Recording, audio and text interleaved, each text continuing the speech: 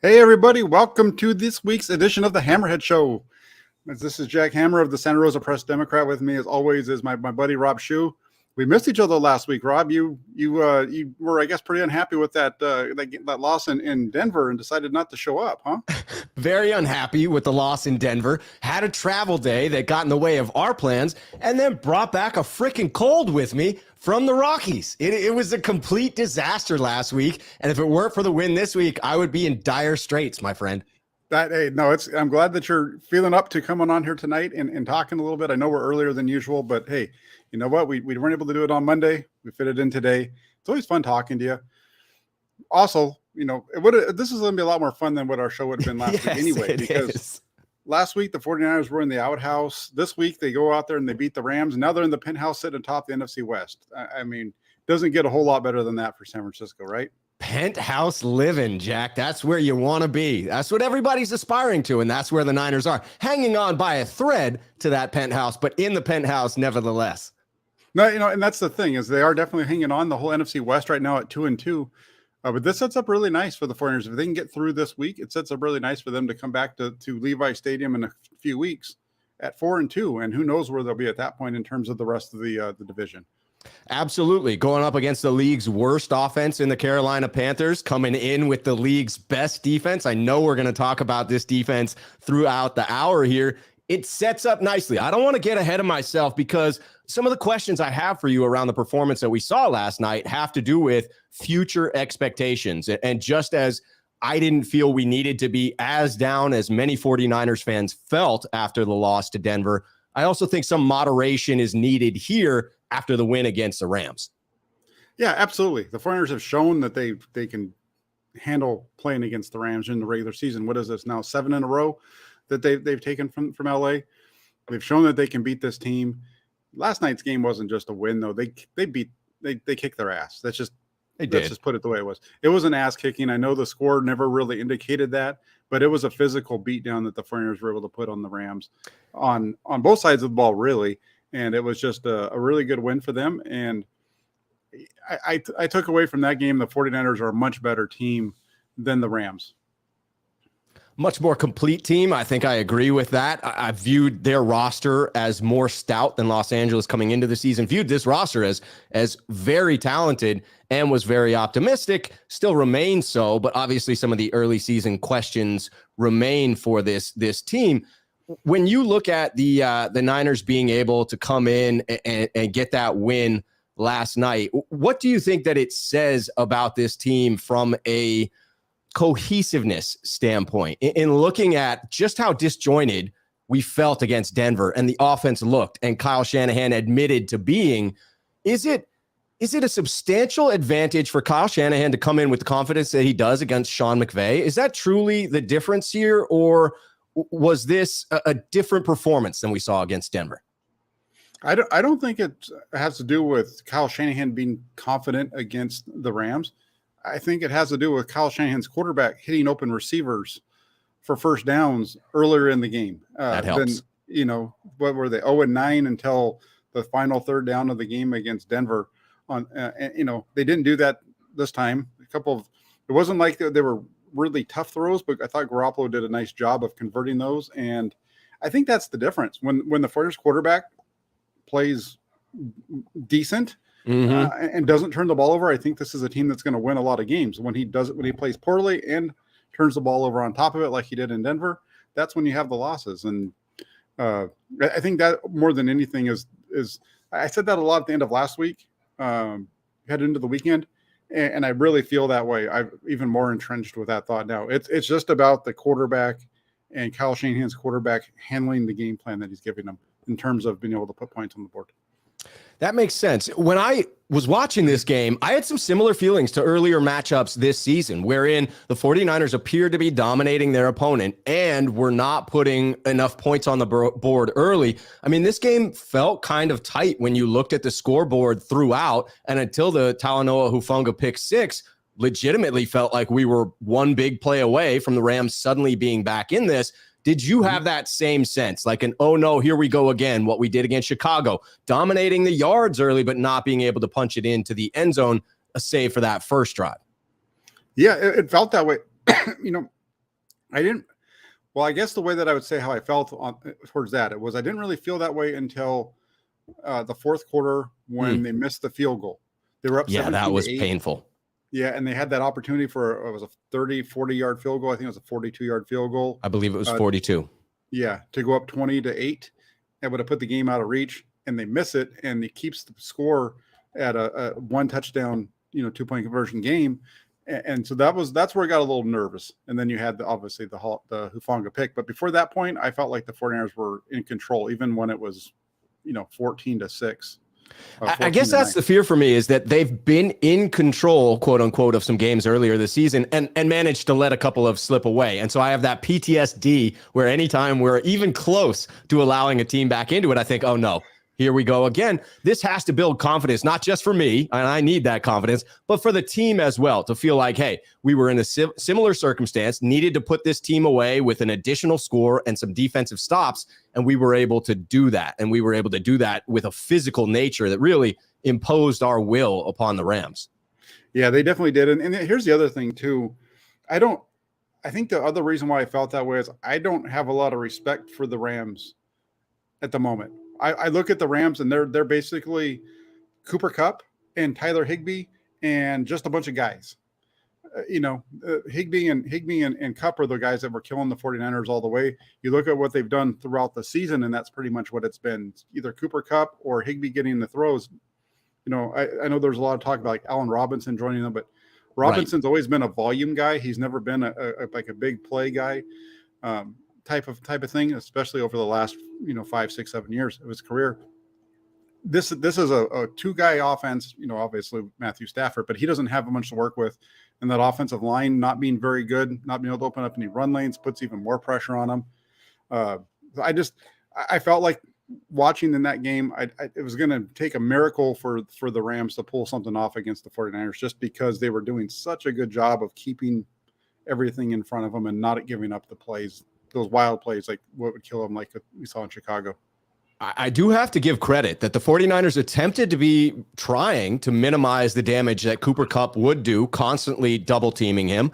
And he was still able to rack up 14 catches last night on 18 targets, something like that. It was a pretty substantial performance, kept him out of the end zone, which is the important aspect of it. But is there anything additionally the 49ers can do to take away Kupp, or is it just a fact that a receiver like that who's paired with a quarterback who has that comfort level is going to get their looks? I thought they played him perfectly last night. I went into the game and I said on my pregame, I said, you're going to let Kupp, you almost play this game as if you let Kupp get his yards. And then you get down in there and you get into that 20-yard and in range and you shrink the field, and it makes it tougher for him to be explosive. And the guy that I was more worried about really was Tyler Higbee, because Higbee he's not the big name guy, but he's the dump off, chain mover guy. He's, 9 of his 16 catches going into the game last night had gone for first downs. He actually had more yards after the catch than Kupp had going into the game last night. So I was more worried about him being able to hurt the 49ers. And that's what we saw in the NFC Championship game. If you go back to that game, I know that Kupp had the game winner. He had some really big plays. But the moving the ball down the field really went with the tight ends on screens and those underneath plays. And we saw that occurring last night early on. But then they don't have that run game, so you get into the red zone and you're able to shut them down, because you're able to get – the 49ers just have so much – so their defensive backs are so good. They can just clamp down on you. And not only their defensive backs, but the linebackers and their ability to run with these guys. This defense is hot.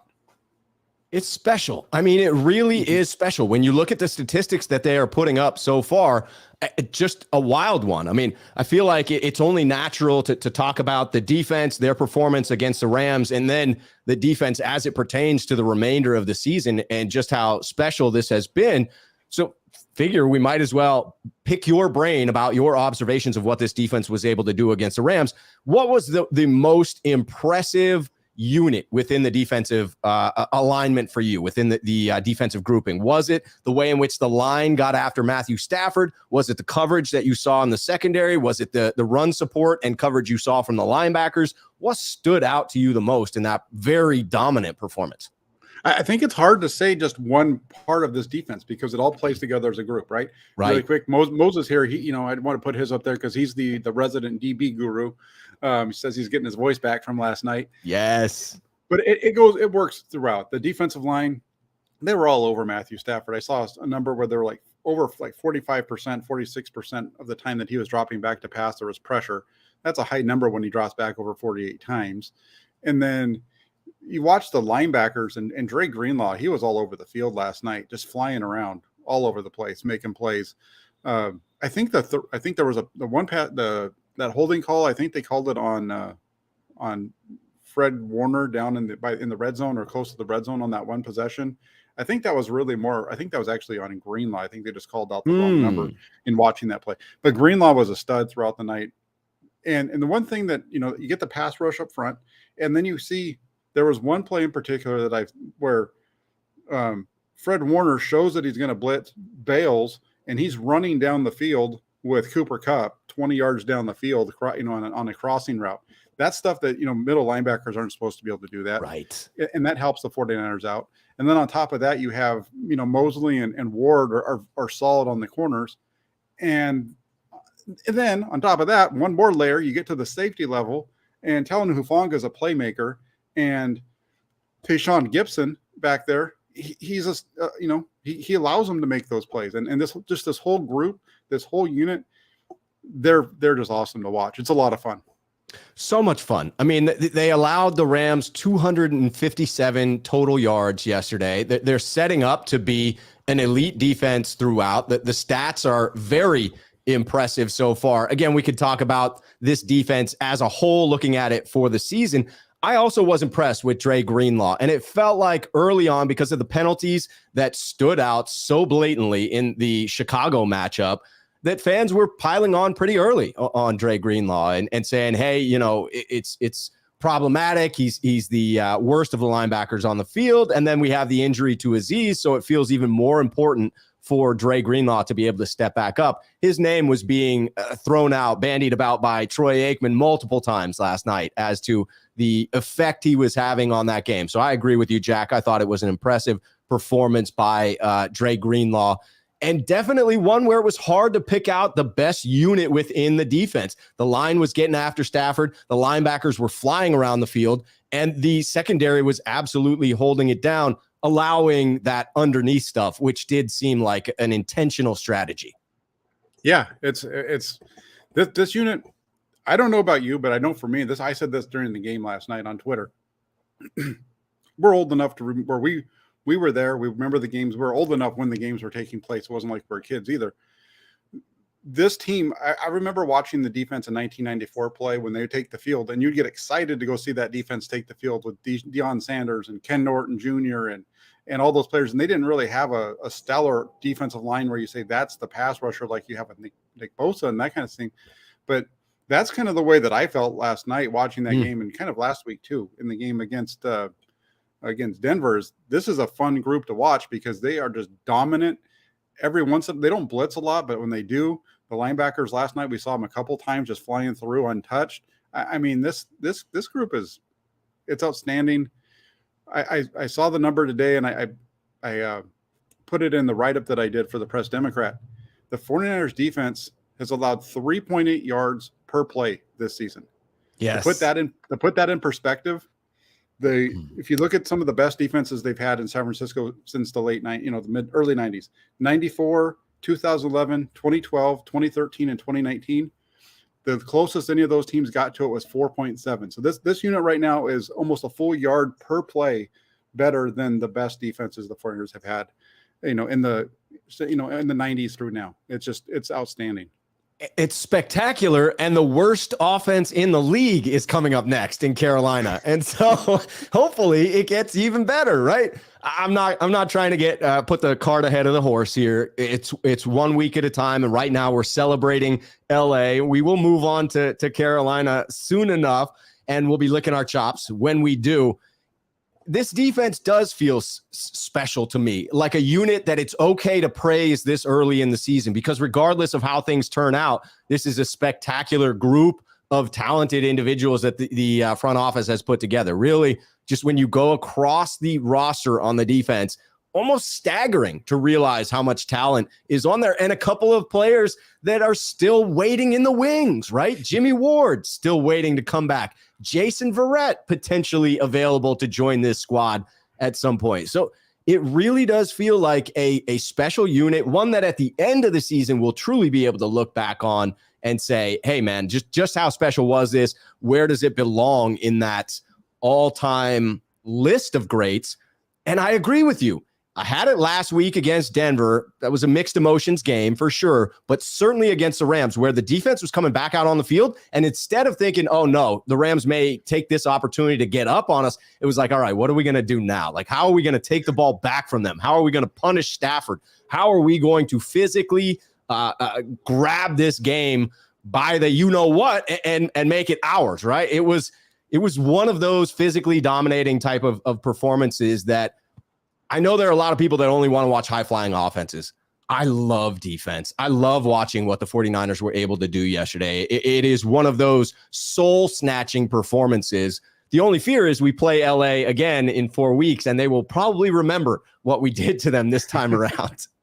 Yeah, no, they will. I mean, hey, I'm sure they remembered last year when the 49ers went down there and handled, both times that they played in the regular season, and the 49ers should have handled them in the NFC Championship game if they just had made a couple of plays here and there, a couple of throws from the quarterback, a safety catches an interception. That whole game changes, I think, in a lot of different ways. But yeah, didn't work out that way. I think the other part of last night's game that got me excited, and it's funny because you talk about how a lot of people want to see the ball flying in the air and the high flying offenses and those kind of things. I'm somebody who really enjoys the running game. I like watching a team be physically dominant or be able to scheme up plays. And the touchdown that Jeff Wilson Jr. scored, that was an exciting play to me because I didn't see it getting set up, but it was set up. And it's funny because I'm live blogging, and I did it a little bit different last night where I was actually blogging through the middle of series. Usually I wait till the end before I kind of give an overview of it. And I think I liked it a little bit better that way. But there was a toss to the right to Jeff Wilson Jr., and I'm like, you could see that coming from a mile away. That guy goes in motion sprinting across like that. They always run toss to the outside. What do you know? 3 plays later, it's first down right after the Garoppolo picks up the third to Jennings. They show that same motion going the opposite direction, except for this time it's an inside zone. Everything looks exactly the same in terms of the motion and the toss, except for this time you have the tight end on the left side blocks down to crack to get to basically trap the defensive tackle inside. The linebackers overflow. You got all that motion, and then he cuts that thing right up inside, goes untouched, 32 yards for a touchdown. That was a masterclass in setting up a play from Kyle Shanahan, I thought. Spectacular. And 2 thoughts that I have about that. One is after going through Twitter today or maybe last night and seeing, I was up late. I was hyped from the game, not able to sleep. And David Lombardi tweeted out that he had asked Jimmy Garoppolo if that particular run play, the touchdown for Jeff Wilson Jr., was one that was called or one that he checked into. And Jimmy indicated that it was one that he checked into. So credit again to Jimmy Garoppolo. I'm not going to overblow this and say, hey, this is what we're getting from Jimmy the rest of the way. But this is closer to what I expect from a performance by Jimmy Garoppolo. And the second comment I have about it is Jeff Wilson Jr. ain't lost a step. That was fast. The way in which he hit that hole and blew through it very much reminded me of the catch and run to close out the game against the Arizona Cardinals in 2019, where he just looked in control throughout that play. Looked like no one was going to touch him. Looked like he had a step and just looked fast to me. Yeah, no, that was one of those where he looked explosive. We don't see that a lot from him, but he was untouched until, I don't know if anybody ever got a hand on him. That was just a heck of a play. So as Brawl says, Hefe Wilson, that's what they call him in the locker room. Absolutely. It was a great run. Yeah. The boss, he takes it to the end zone for 6. And, the 49ers never looked back. They took the lead 7-3. They never lost the lead. That and then gold-blooded throws up. I think this was probably my second favorite play of the game, maybe even close to my first, was Wagner's hit on the streaker. that might have been the best hit of the night. You guys didn't get to see it on the regular broadcast. They had it on the Manning cast later, but that thing was hilarious. He's running around out there, and again, I'm an old guy, so I remember watching the old NFL films stuff of this. It reminded me of the Indianapolis Colts linebacker. His number is 32, Mike. I can't think of his last name right now. He lit up somebody like that on a Monday Night Football game on national television. In the middle of the field, though, the guy came running on the field, and he just knocked him on his rear end. It reminded me of that. But it was fantastic. Bobby Wagner sit on the I love how that's just like okay within the game of football. Like a player wants to assert themselves on a fan. It's like, hey, you were told you're not supposed to come on the field. There's risks associated with being on this field. You could get your butt handed to you. And that's just what happens. And you never see like a lawsuit about it. It's like, hey, you violated the rules. You were on the field. You paid the price. I love the fact that we're still able to do that. The league doesn't even seem to frown upon it. No, well, I mean, yeah, they probably do to an extent, but hey, you know what? You got some guy running around the field. You don't know what he's doing, and he went. Right. They probably don't want him to come around him because you might get hurt. But that's like you got grown men who are paid to put punishment on other grown men. Get off of the field, man. Yeah. What are you doing? Yeah, the key word there is other grown men, not other small fans that could just get killed when they get hit by someone like Bobby Wagner. Yeah, absolutely the hit of the game. Bobby Wagner deserves the MVP for fan entertainment when I saw that clip. Absolutely. So pretty good one right there. How about Jimmy Garoppolo? We got some people talking about that over on the side. What was kind of your overall feeling of Jimmy Garoppolo from last night's game? Much more in control, much calmer, able to operate the offense with confidence. So it wasn't a spectacular game by Jimmy Garoppolo. He didn't hit every throw. He left some out there, missed a couple. Didn't have a wildly successful game as far as throwing touchdowns. The only one that he has is to Deebo Samuel, and that's not a touchdown throw. That's a touchdown run by Deebo Samuel, right? Great pass, set him up for that run, but then just unheralded effort by Deebo Samuel to get through and score on that play.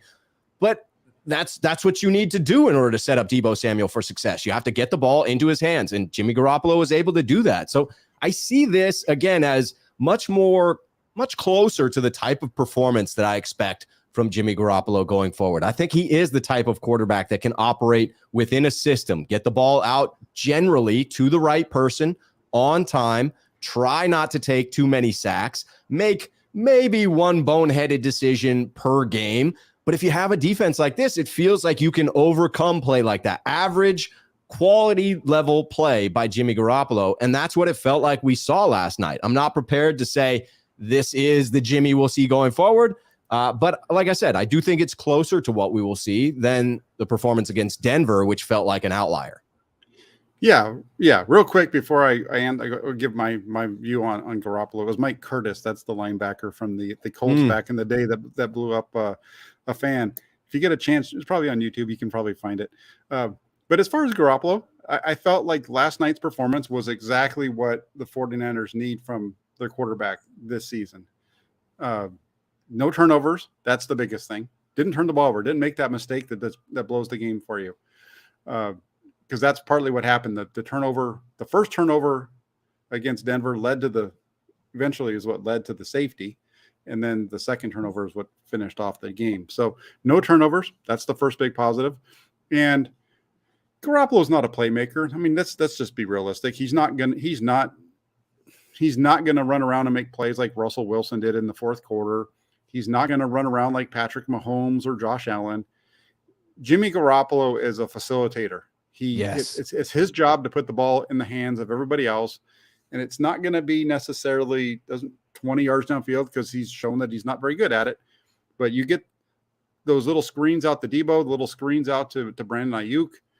Let those guys do the work because that's what they do. And it plays out well. And I thought for Garoppolo's game, I felt like the first drive was really good. The way that he moved the ball, made some really nice throws on third down, made a really nice throw later on in the second half down the middle to George Kittle. So there were some really nice throws mixed in with somewhat normal Jimmy Garoppolo throws, I guess I'll say. So I didn't see it. It's not a game that makes me stand up and say, Jimmy's back. Jimmy is the man. It was like Jimmy played like Jimmy. And if Jimmy Garoppolo just plays like that for the rest of the season, the 49ers probably go a long way in January. Agreed. And let's give him credit too for that throw to Kittle in the back of the end zone that Kittle wasn't able to drag the second foot. That was a beautifully placed ball that was catchable, that Kittle could have gotten that second one down. And if he had, maybe we're talking about this performance ever so slightly differently, but that would be a mistake because the ball was where it needed to be and it was on Kittle to make that play. So I agree. Solid performance by Garoppolo, more of what we expect. My question to you, Jack, in watching the way in which we are confident against the Rams and dismantle the Rams on offense and did feel like we were moving the ball successfully. From what you saw by the 49ers offense specifically last night, do you feel like that game plan translates pretty well to any competition on the other side of the ball, or is it relatively specific to the Los Angeles Rams? No, I think that translates pretty well. It was a good mix of run and pass. It wasn't run heavy. Like we've seen. I think when you look at that game, the 49ers only had 49 offensive plays. That's the other thing in this game that's kind of interesting is when you look at it, the Rams dominated time of possession. They dominated the number of plays. It was 73-49, but the Rams had 21 first downs, only 13 for the 49ers. Their offense dominated time of possession, but they couldn't get into the end zone. And so you look at this, what the 49ers offense did, their ability to respond, get down the field and put points on the board without the first one was a really nice drive. They had a couple of decent drives in there and so on. It wasn't just like it wasn't like the Denver game where there was just one explosive play. The first touchdown, they had to work their way down there. They did get the explosive at the end of it, but there was a lot of little plays that led into it. And I feel like what we saw from the 49ers last night, if they do that week in and week out, this is going to, with the way that this defense is playing, they might not lose a game again if they're able to duplicate it on offense, and the defense stays. They might, they might win 13 games this season, even with the 2 bad losses to start off. Goodness gracious, Jack. I like that type of prediction. I'm all about it. That is staggering when you go look at the breakdown of the Rams possessing the ball for almost 35 minutes in that game. It did not feel as if the defense was in danger of breaking in this one. Oftentimes when you get to that type of a 5-minute advantage, which then becomes a 10-minute advantage of 35 minutes of possession to 25 minutes of possession for the 49ers, that is often a recipe for staggering at the end of a game and allowing one of these teams to come back in it. The rotations that were occurring on defense and the blitzes that were being called up, everything felt like it was so perfectly timed in that game and just felt like it was working against the Rams. Yeah, no, it really did. There was a good rhythm. There was a good flow. They made some plays here and there. The one, there was really only one really bad series from Garoppolo in the game, and that was the bad throw to Warner. Then he had the next throw get hit at the line of scrimmage, so you can't really get on him about that one. And then he has Jennings wide open down the middle on a post, and he overthrows that one. But other than that, he was okay. It wasn't an awful game. And I agree, though, here with what Eric says here. He says at some point, Jimmy G is going to need to drive down the field and lead the team to a touchdown to either come back in a game or put a game away. Can't let teams hang around in the playoffs. And, well, in the playoffs, that's true. But we've seen Garoppolo do this. We've seen him drive the team down the field at the end of the games and score touchdowns and kick field goals or whatever it takes. But we need to see that in the playoffs, and we'll see what happens if they get there. We do, and it feels like we need to see that more consistently. It could be recency bias, obviously, in the case of the Rams game and the NFC Championship game, but it feels as though we've needed a few of those comebacks from Jimmy Garoppolo, and more recently have not gotten as many successful attempts. I'll be thrilled if we just continue to see a more prudent Jimmy. It doesn't need to be a spectacular performance. If he continues to limit the mistakes that he makes, this defense will clean up a lot of the other stuff. Yeah, the whole thing with Garoppolo is just don't throw the interception. Right. Like if he can keep his interceptions this season to say 10 or below, and he maybe starts to hit one of these deep throws that are being, schemed open for him, things can really start to snowball for this offense. And I think they have it. And, KW 2421 has a good question. He says, if the 49ers keep playing like this, do you think they win the division? I kind of answered that a minute ago. I really think that they have an excellent shot. There's not a really good team in the NFC with the exception of Philadelphia, maybe. Philadelphia has a stellar defense that can challenge the 49ers. But I think that this could be the 49ers division to win. I've got a train coming, so I'm going to ask you, Rob, what do you think on this one? I have to agree. I think there are some other contenders in there. I'll be interested, quite honestly, to see how the NFC East shakes out and whether we get a legitimate contender. If Dallas gets healthy, certainly you could see them coming into it. New York, I'm not a believer, but Philly, I mean, I could not have predicted the team that we're seeing so far. I agree with you. They feel like a legitimate threat to the 49ers. Tampa Bay, I'm not going to count them out because of Tom Terrific, and they're just a few injuries away from getting healthy again and being a more impressive team. Within the NFC West, though, to the point of this question, as long as we are able to handle the Rams when they come up on the schedule again in 4 weeks, I'm going to feel really good about our ability to win this division. Don't count me in the group that believe Geno Smith is going to continue on this path for the entirety of the season. I believe defenses will catch up to Geno Smith and force some errant throws, some turnovers from that man. And Kyler Murray and Cliff Kingsbury, you just can't convince me they're going to be consistent until they actually do it, right? Fool me once, shame on you. Fool me twice, shame on me. This would be the third time if I fell for it. So I'm not going fool me a third time. I'm not buying it. So I think the Niners have a very clear path. If they continue to play like this and health cooperates, a very clear path to win this division. Yeah, for sure. I think they definitely do. And Jay Aguayo comes in with a super chat, says, Jack, were you surprised that we threw more than run?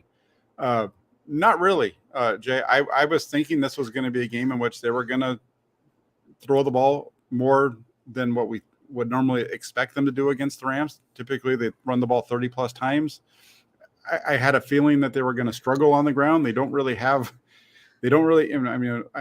This sounds goofy because we've seen Jeff Wilson rip off a couple 30-yard runs, including a touchdown run, but they're not very consistent with the run. They don't have kind of I say usually explosive threat, but they don't even have a threat that's just consistently picking up 5, 6, 7 yards.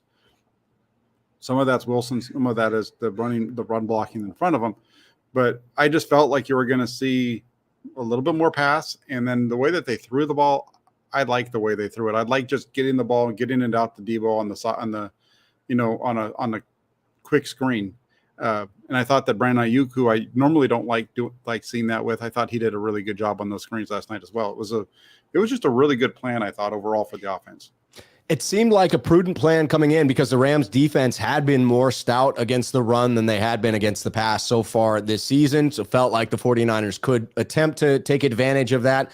I was surprised by all of the carries going to Jeff Wilson Jr., not getting Jordan Mason involved in that. I want to know your opinion on that as well, Jack. You look at 18 carries for Jeff Wilson Jr., 1 for Juice, great carry for Juice. Jimmy with that key tone-setting type of a stumble forward, get kneed in the back by a defender type of a run. And then Debo, just 2 carries on the night. So Jeff Wilson Jr. getting the bulk of that. Are you surprised that Shanahan seems to be going with a single back? And does that indicate to you the level of trust he has both in Jeff Wilson Jr.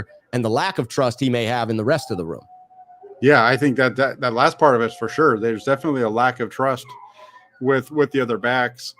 Who was it? Mike, Chris Furster kind of mentioned that a little bit a couple of weeks ago when was asked about it. They not knowing what they're going to get out of Jordan Mason. And that's part, when the lights are on kind of thing, that comment that he made a couple of weeks ago kind of plays into that. And then, I look at this and I'm like, this is a team that they don't have the running backs right now. I would like to see Mason get a little bit more, but they just don't have them. So you look at the run distribution last night, and it's interesting because they didn't overwork Debo, and they didn't really do it with anybody else. And give the ball to Kyle Juszczyk more often. I mean, the guy makes plays, And that was a really nice run last night on the little, fullback counter that they ran.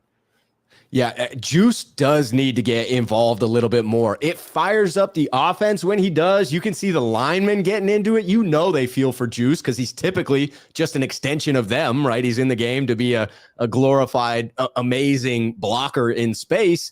So when he gets the ball, it's almost like a big man touchdown kind of a thing. They get that vibe about him. So yeah, get him involved, get the offense hyped up. It was... I don't know. To me, I wonder if Kyle Shanahan, my humble opinion, gets tight in big games. I think it's part of the reason that you see him struggle in the fourth quarter of some of these painful losses that we have suffered through. Seems to just tighten up a bit.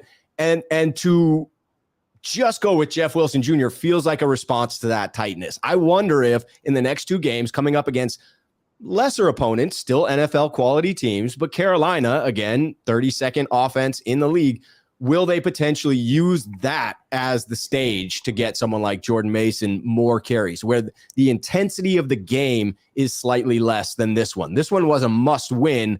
This next one is one where we're expected to win. Yeah, these next 2 are games that they're expected to win, right? So they need to come out. And these are the games, this game Saturday or Sunday in Carolina, and then the one the following week in Atlanta. These are the games that show really if you're a championship level team or not, because the championship level teams are the ones that go and they take advantage of games like this, and right, this is your chance to kind of get back on the right side of it, because I'm pretty sure when you and I talked before the season about our football, our 49ers schedule breakdown and what their record was going to be, I'm pretty sure you had them at 4-2 after the first 6 weeks, or pretty close to it if I remember correctly. Yeah, 4-2 after the first 6 weeks. 2-2, 4-2, 4-4 is my predictions. Yeah, so it's right there. It's just going a different direction because you didn't expect them to lose to Chicago, but they can still get to 4-2 with the wins these next 2 weeks. So they're right there with getting where a lot of people thought about. And you see this a lot. We saw this last year with the team. Last year at 3-5 was a little bit different story though too. But they're going to get to that. I think they're going to get to 4-2. I think they need to get to 4-2 because from that point on, the schedule they come back to play some really good quarterbacks at Levi Stadium after this little road trip. They do, especially that week 7 matchup against Kansas City, coming back to Levi's Stadium. The 49ers have done well on these 2-game road trips underneath Kyle Shanahan and John Lynch. They typically stay back east. I think that's the plan again this year, as I had heard in the offseason. Haven't heard mention of it recently, but I'm sure we'll hear talk of it this week. And so the 49ers get used to the body clock. This first game against Carolina isn't one of the early starts, so that's an advantage. But then they have struggled after coming back from those long East Coast road trips, whether it is the travel that takes it out of them or having 1-2 in a row, they just get a little bit overconfident. The games back at home at Levi's after the 2-game road trips have been tough, especially when you're coming up against a team like Kansas City, who seems to be capable of still putting up a lot of points in this one. So my hope is that the defense stacks up some impressive stats against Carolina, against Atlanta, because I worry that it will be a bit of a shootout against KC. And that comes back to the question of Jimmy Garoppolo. If you need him to be more than the game manager, the facilitator, is he capable of it? Every now and then, sure. Saints game in 2019, perfect example. More often than not, I would say that's not Jimmy's kind of game. Yeah. No, it's not really the most. But I look at this thing and I'm like, you look at what they have ahead of them. And this week in Carolina, this is a game you can't overlook. And I mentioned it last night after the game on my post game it's a short week. I understand that they're playing at 1:00 on Sunday, which is nice. That's a blessing. But I'm not playing. I'm not beat up and bruised today after playing last night. But I'm already I'm going back to Santa Clara tomorrow for practice. It's like, wait, we just left. I was just in Santa Clara yesterday. I got to go back tomorrow because we got practice again.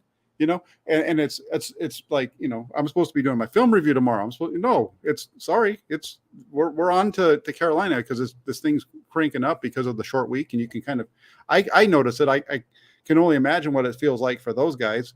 And they're going to go through practice these next couple of days and they're going to be a little bit more beat up than they would be if the game had been on Sunday. And then they got to get on a plane Friday afternoon and fly out to Carolina. So it's a tough road trip, this first one. If they can get through Carolina, get through, and then get through Atlanta, because they are staying on the East Coast, by the way. That's confirmed. They're staying out there. So from there, it gets pretty wild though. You look at just real quick, they have Mahomes, Stafford, the Chargers, Cardinals, Saints, Dolphins, Bucks. That's their schedule after this little road trip. It's going to be wild. Yeah, I can't wait to see Justin Herbert. I got to say, I wasn't planning to go to any games at Levi's Stadium. If I do go to one, I think it might be the Chargers game. That holds more intrigue to me with their defense, what they've put together. Shame about Joey Bosa, obviously. But that team feels like one to keep your eye on for this season, as far as one that was right on the cusp of being able to do something special in the AFC, which is obviously a stacked conference. Yeah, and it is. And then real quick, I got a comment from Sean 95519 says Jimmy G is playing for $100,000 a game to get the win. Don't forget about that. That's a really good point.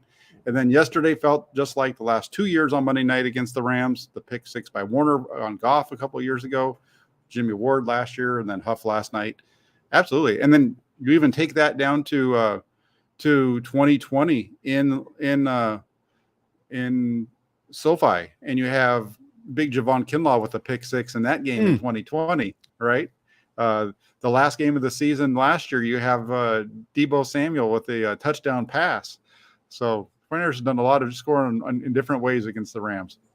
Yes, they have. They do seem to have the Rams number. And I'll be honest that gives me a little bit of pause as to just how excited I want to be after this game. Because part of me is like, get ecstatic. They are in first place. After the start to this season, ride these highs as much as you can. And then there's the more sensible part of me that's like, whoa there, Rob. You don't want to be sorely disappointed. You don't want to go up here and then fall down here. So just pump the brakes a little bit. But I got to say, with this defense, and I got to throw out some predictions that I made preseason that are looking like good predictions, saying it was going to be a top 3 unit on the season. I feel pretty good about that one so far. Talking about setting the single sack record, being the sack leader at the end by team. I predicted 57 sacks. The Niners are sitting at 14 through 4 games. So they are on track for my total. And I predicted Bosa breaking that 20 sack mark, and the dude's got 6. He's leading the NFL in sacks. Just a special unit. To your point of previous 49ers defensive units, it feels like it has all those pieces, all those special pieces, and an even more dominant defensive front, much more like the Bucs in 2000 as far as the defensive line goes. Yeah, no, this defensive line is this defensive line, you know, they didn't have Eric Armstead a couple weeks ago, and they didn't miss him really. He left the game last night with that foot injury, and it didn't really seem to change what they were doing. Javon Kinlaw's been out the last couple of games, and they've been just fine without him. I mean, they're just the depth that this team has put together, especially on the defensive side of the ball, is just amazing. And then you look at the offensive side, and that's where I think the question is, and we'll have this kind of be our last one. But this, I think the question going into this week now is you don't have Trent Williams at left tackle. Right. Colton McKivitz, he's out for probably up to 8 weeks because he has a MCL sprain, which is the same thing that we saw with Azeez Al-Shire a couple weeks last week. And week 1, we saw Elijah Mitchell go down with that. So it's right there in terms of these injuries hurting the 49ers. So just wanted to say to you, well, actually, you've got a couple super chats, but how do you think the 49ers get through this series of games without Williams? That's going to be a fascinating question, and certainly one to watch. You felt better about it when it was Colton McKivitz. Jalen Moore, I would have felt better were it not for what we saw against Denver the week prior. I didn't see any egregious mistakes from him last night, but it was a different game. The pressure was at a different level. The game was not as close. I would expect Shanahan to continue to get creative as he has in years past, in particular leaning upon a creative run game, because so many of these young guys that the Niners draft are super athletic. They're able to move in space, and they're capable of hitting these next level blocks, particularly the younger guys, right? Getting downfield, sealing off something on a backer or a defensive back that allows a big run like we saw from Jeff Wilson Jr. last night for 32 yards. I would expect lesser competition in Carolina, lesser competition in Atlanta, and back-to-back road games, lean heavy on that run game. Get it going early and often. Pull some of those guards and assist your tackles. And I mean, I would say that that's why I expect to see a little bit more of Jordan Mason, because I think we are going to have to get to that 35 carry a game mark in these next two to try and cover up for it.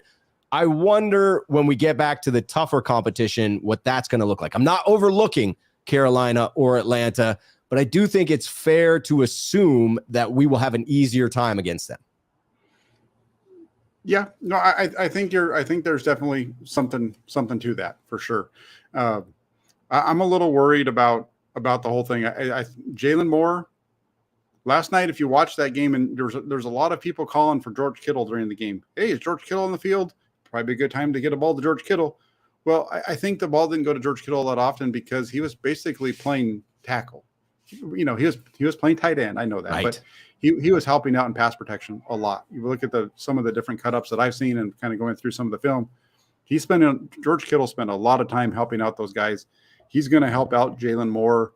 He's going to help out McGlinchey if necessary, like this week against Brian Burns. You can probably be certain that they're going to try to get some help on him with whatever tackles, having to cover to block him. So I think it's going to be a real big challenge. It's going to be interesting to see. And maybe this is where Daniel Brunskill steps in. That was mentioned today by Kyle Shanahan. They're not sure what they're going to do, but they do have Daniel Brunskill as an option. Now that he's healthy, he stepped in last night, played a little bit. So, he seems to be coming back around. So maybe, even if he doesn't start, at least you have that option to come off the bench if Moore struggles.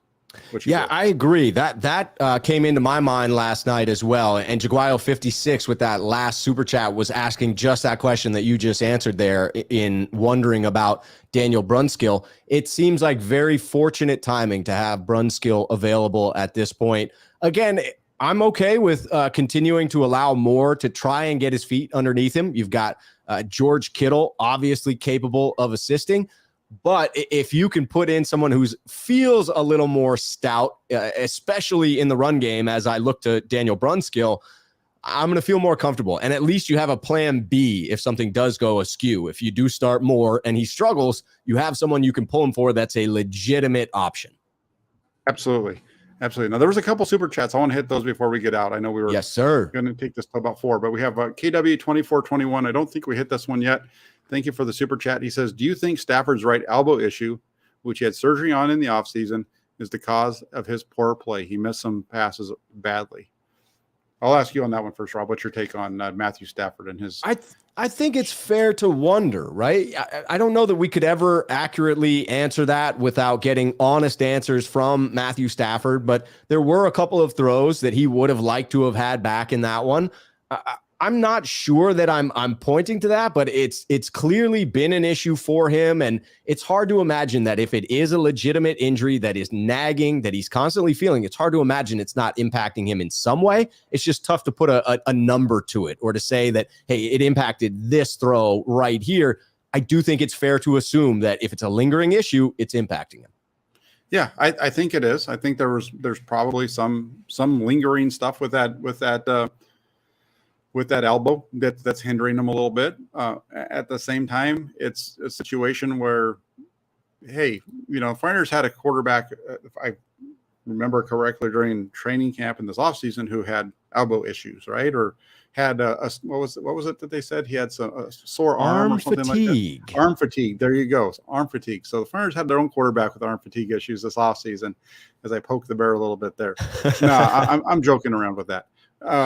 Do I think that has something to do with it? I don't think so. I think that for the most part with Matthew Stafford, I thought Stafford played like we usually see him play last night. Made some really nice throws. He missed some throws, and some of the throws he missed get guys right in his face. And that's where that pass rush and the blitzing and the pressure that they were able to bring on him, that's where it impacts and it helps the rest of the defense look better too. We have Harold Murillo. Thank you for the super chat, 2421. Harold Murillo with his, he says, I was worried about the fourth quarter struggles until Hufanga sealed the game. What is it that the game plan stops working in the fourth quarter? I'll answer this one first.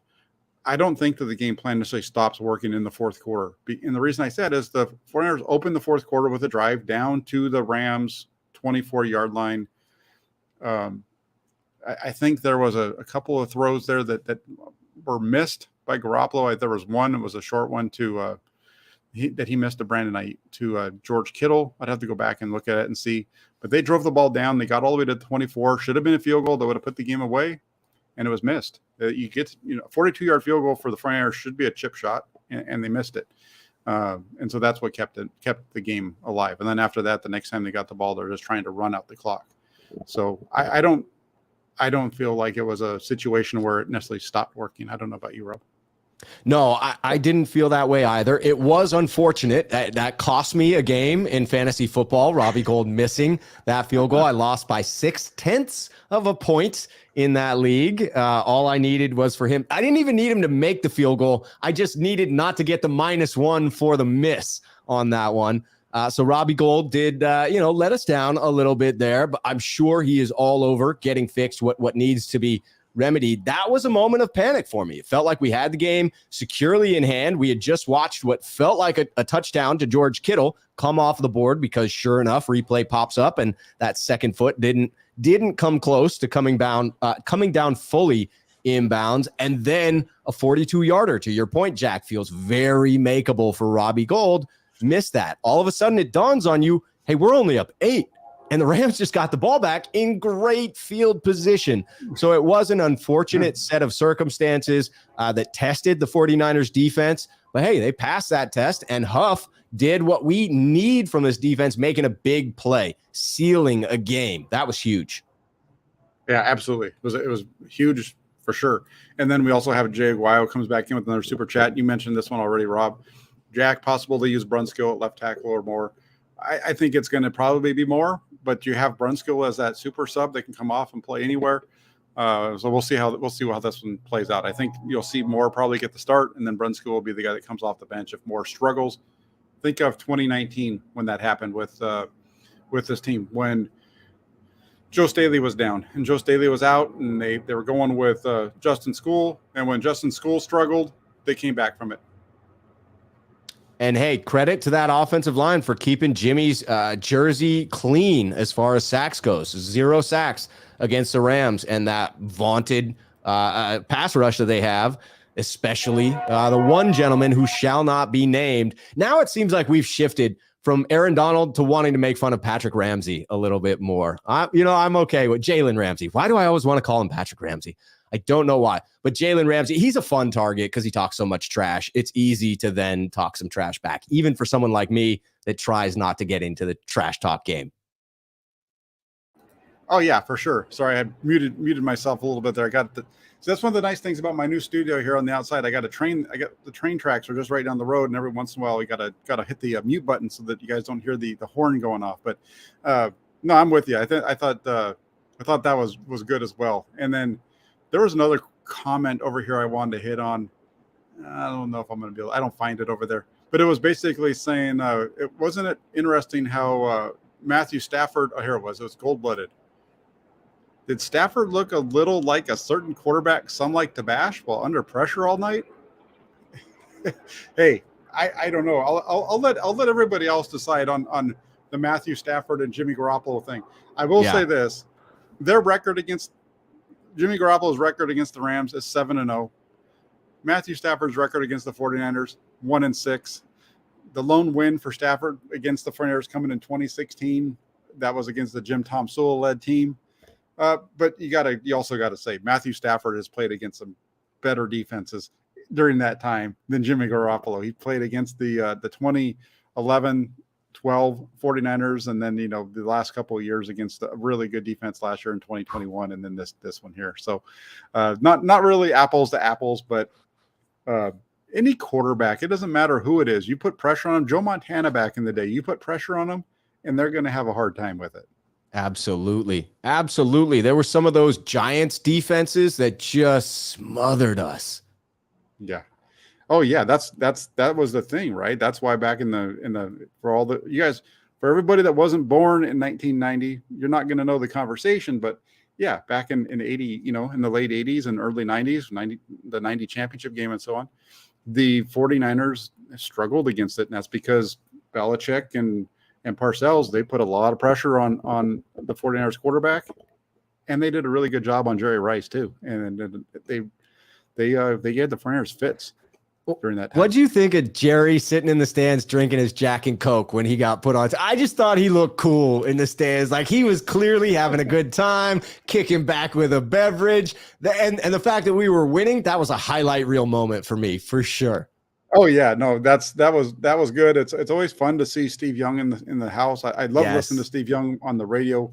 That's must listen radio for me, is because I get a kick out of what he has to say, because if there's anybody that's going to be able to tell you what's happening, like from a quarterback perspective, I'm going to trust Steve Young over. I know people like JT O'Sullivan and what he does on YouTube and some of these other guys that do stuff, but I'm sorry, there's no offense to JT.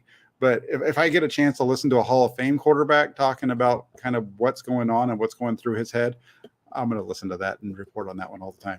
Me too. And it was cool to see Alex out there as well. Like that was a moment for sure to see he and Steve talking before the game when they were talking outside the logo there and talking about how Seifert didn't used to stand on the logo. It was his weird superstition, and that they would try to distract him in conversation and like lead him on to the logo mid dialogue. That was fantastic. Good insight to some of my favorite teams with George Seifert, Steve Young, and those Niners. Yeah, they try to make him think they not being paying attention, and he'd see it and jump and walk around it. That's for sure. George Seifert was a character. Remember, I think he was one of the few guys where they put the coach cam on him because they wanted to see him doing his. He's basically running the plays during the on the sidelines. That's fantastic, man. We had some good years back then, Jack, and we've had some good years now, and we're in the midst of one of them. So we've got to appreciate it. Hey, and that's exactly right. We're right in it. The Flyers 2-2, first place in the NFC West. Nice Brody coming up.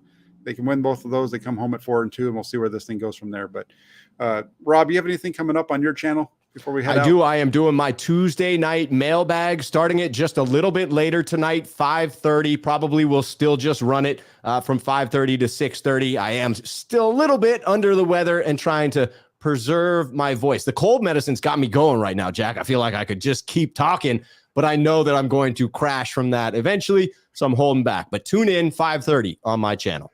There you go. So everybody, if you guys make sure you get over to Rob's channel, just look it up, Rob Shoe on YouTube. And then before you guys head out, I want to say thanks to everybody over in the comment section. You guys have been great today. We had some good super chats and everything else as well. Hit that like button. Hit that subscribe button, and then last but not least, get yourselves over to 49ers.pressdemocrat.com. Make that a favorite on your web browser. Thanks, everybody, for tuning in. I'm going to be back a little bit later on, too, with the Hammer and Nail Show with Jesse Naylor. So check that out. I think I might even fill in the gap right now with the film breakdown real quick, see if I can fill that in for about an hour before I get on with Jesse. So check it out. Have a great rest of your great Tuesday until I come back again. So take care, everybody. Hit those like buttons. Hit those subscribe buttons. Get over to Shoe's channel for a show tonight at 5:30. Cheers. Cheers. There you go. Have a great night, everybody. Be back soon.